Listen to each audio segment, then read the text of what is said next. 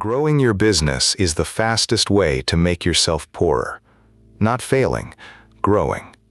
Revenue is the most celebrated number in solo business, and it is the one most likely to quietly drain your bank account while you celebrate. Because for a solo operator, growth does not scale your income first. It scales your workload and your complexity first, and your income only later, if at all. Picture the Monday you open your dashboard and revenue is up 40%, and you feel nothing, because you know your take-home hasn't moved and you are working twice as hard to stand in the same place. That gap between the number that's growing and the number in your account has a name. I call it the growth trap. And if you keep optimizing the wrong one, you will spend the next 3 years building a bigger, busier, more stressful business that pays you less per hour than you made alone. Before I show you the metric that actually builds wealth, you need to see why revenue lies to you. The belief is everywhere, and I chased it for years. More revenue means more success, so grow the top-line number and everything else follows. Land more clients, raise the monthly figure, watch it climb and feel like you're winning. So you do exactly that. You take the 5th client, then the 8th, then the 11th. You tell yourself this is what building a business looks like. You know the exact moment it turns. It is a Tuesday at 11 at night, and you are not doing the work you're good at. You are answering a subcontractor's question, fixing a scheduling conflict, and chasing an invoice. 3 things that did not exist when you were smaller and richer per hour. Here is the crack. The revenue went up, and something invisible went up faster. For every client you added, you did not only add their work, you added the coordination tax of fitting them into everything else. And that tax does not grow in a straight line. It compounds, quietly, in the exact hours you used to keep for yourself. There is a specific reason adding work at your current rate mathematically lowers what you earn per hour before it ever raises it, and I'll show you the number in a moment.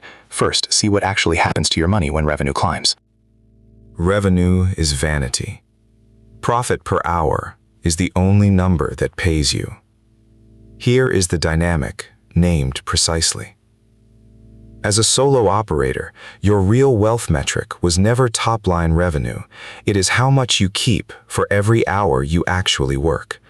And those two numbers move in opposite directions when you grow by volume. Start with a fact most operators never count. Only 60 to 70% of a freelancer's hours are ever billable. The rest disappears into invoicing, proposals, email, and coordination. Now add people and clients. Every subcontractor you bring on, you pay, and you absorb the gap between what they cost and what the client pays, while you manage them on your unbillable time. Every new client multiplies the scheduling, the check-ins, the context switching. So your revenue line climbs, while your billable percentage quietly collapses. Picture a bucket you're filling faster and faster, not noticing the holes multiplying in the bottom. More water in, less water held. And coordination is the most dangerous kind of cost because it is invisible. It never shows up on an invoice or a P&L. It shows up as the Tuesday night that used to be yours, now spent untangling who is doing what for whom, and you cannot bill a minute of it. But this is where it gets counterintuitive. The $10,000 a month operator working 20 focused hours is not behind the $25,000 a month operator working 60. They are ahead. More per hour, more freedom, more leverage. There is a UX consultant who tripled his revenue and watched his actual income fall, and the exact numbers should stop you cold. I'll give them to you in a minute. But first, the reframe that flips the whole metric. More revenue and more wealth are not the same thing. That is the growth trap. And here is what it actually means. You have been optimizing the number that's easy to see instead of the one that actually feeds you. Revenue is visible. It sits at the top of every dashboard. Profit per hour is invisible. You have to calculate it on purpose, which means almost no one does. So you chase the visible number straight into a busier, poorer business. This is the whole argument Paul Jarvis made in Company of One, that staying deliberately small can pay you more than scaling ever will. The businesses that build real wealth for a solo operator don't grow in the number of clients. They grow in price per engagement. Same hours, fewer clients, dramatically more per client. That's the curve that makes you richer instead of merely busier. You stop asking, how do I add more, and start asking, how do I charge more for less, delivered better? One of those questions builds a job, the other builds an asset. And the switch from one to the other starts with a single calculation you can run tomorrow morning. Cutting your client list can double your income. Right now, here is what you do. You track one number, monthly revenue, and you make every decision to push it up. More clients, more projects, more yes. That feels logical because revenue is the number everyone asks about and the one that feels like a scoreboard. But it fails for a precise reason.